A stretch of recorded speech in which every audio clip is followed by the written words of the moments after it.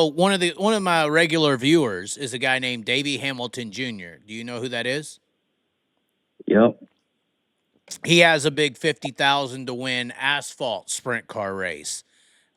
He's been doing it in Vegas the last 2 years, and I've been trying to tell him, I'm like, hey, if you really want attention to your event, pay a fucking dirt guy to come out. I was saying Tanner Holmes and all these guys because he's on the West Coast. But I feel like road racing's in the same scenario where like they need to get guys who are relevant to come out and run their cars. Do you think, for instance, road racing or asphalt sprint car racing needs to pay you to come out and race? Yeah, I don't know. I mean, they could try it out, Would you but run to that? Would me, you run an asphalt sprint car? I know it's different for you. You haven't really. Have you ever run asphalt sprint car racing before? no, no. Is it intriguing to you? Does it sound cool? Does it sound fun? Like if Davey Hamilton Jr.'s team said, "We got this asphalt sprint car race, 50,000 to win. We got one of the best teams, David. You and Jillian, which is amazing person, Jillian. I love your family, by the way. Dave is amazing. I'm so glad he's still around. Um, they want you to come out to their asphalt sprint car race. Is that a possibility if they paid you like 20 grand to come out and they comped your rooms and the flight and all that? Would that be a possibility or no? I don't know. Maybe we'll. It could be something that would work, but I've never done it before.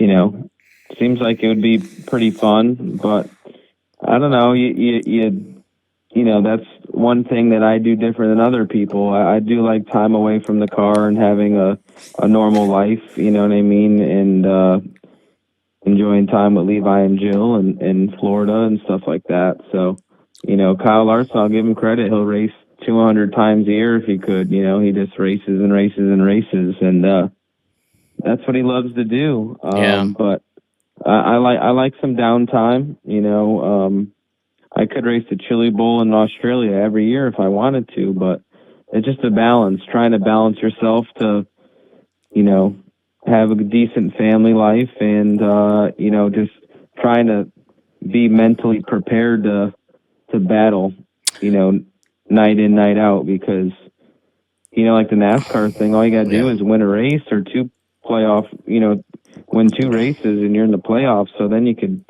you know, maybe take chances or you know, not to run as good night in, night out. And our deal, you can't afford to crash and be not focused. You know, you got to be on it every night.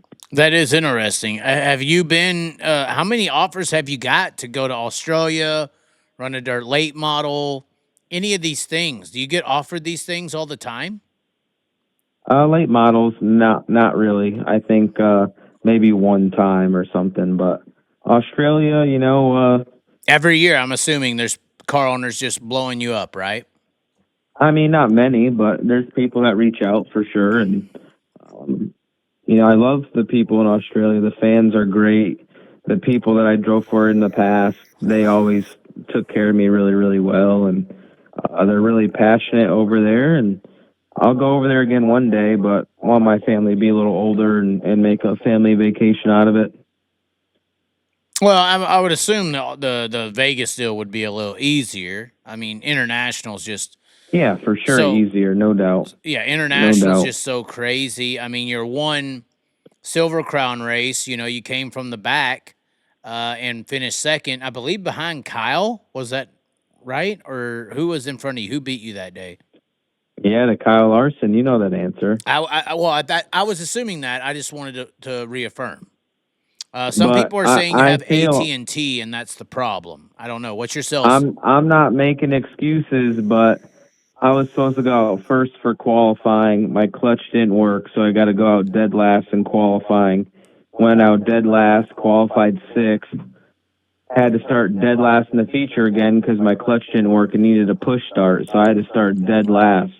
And I ran second in my first ever race, and Larson started, I don't know, second or third or maybe on the pole, I don't know, but you know, that sucked for me, but I passed cars that day, so I must have got lucky. When people try to say, "Oh, well, the sprint car drivers can't do X, Y, Z," and I'm like, David Gravel qualified, 14th, I think it was, and finished 10th in his first ever fucking NASCAR race, pretty much. Yeah, that was you had a little bit of it wrong, but we didn't get to practice or qualify.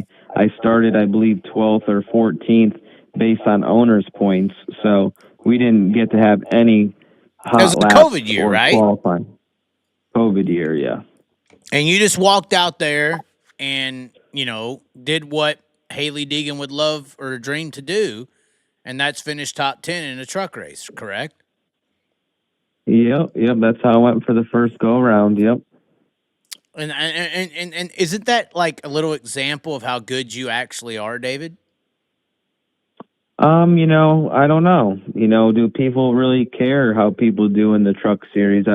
I don't know. I think you got to dominate or you're expected to win. But I was proud of the effort. I had no business really being out there, with the situation. And I just was pretty much riding around trying not to crash for the majority of the race. And like the last 3 laps, there was a restart, and I got a little bit aggressive and passed a couple guys, and a couple guys crashed on the last lap. So the stars kind of aligned for me, but I wrecked the next race.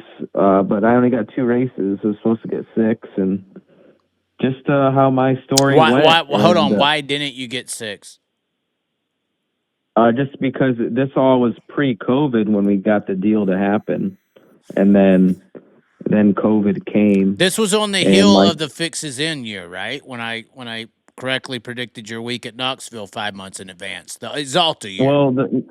Well, the goal was to sponsor at Knoxville with the 41 car in Exalta and potentially run the truck race at Eldora, and then when we swept the week and won the prelim night, won our feature or won the nationals on Saturday, in the 41 car. In the 41 car, that